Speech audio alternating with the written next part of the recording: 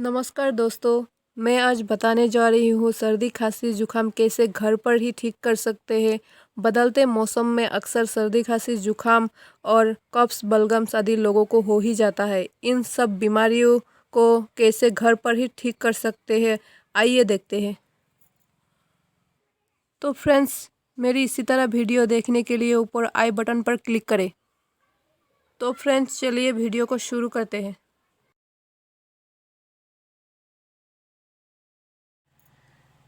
तो फ्रेंड्स, आज हम बनाने जा रही हूँ तुलसी पत्ता और अदरक का काढ़ा। काढ़ा बनाने के लिए हमको चाहिए थोड़ा सा तुलसी पत्ता और एक छोटा सा अदरक का टुकड़ा, और साथ में थोड़ा सा नमक भी चाहिए।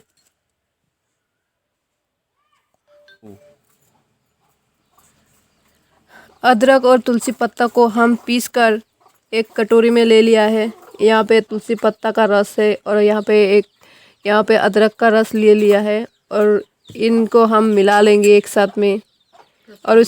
और इन दोनों के साथ में हम थोड़ा सा नमक मिला लेंगे।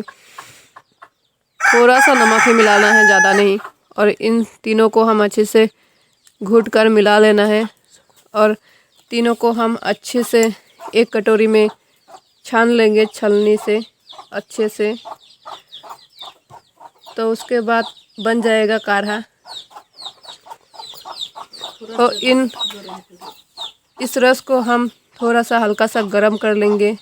गरम करने के बाद हम सुबह खाली पेट पी लेना है।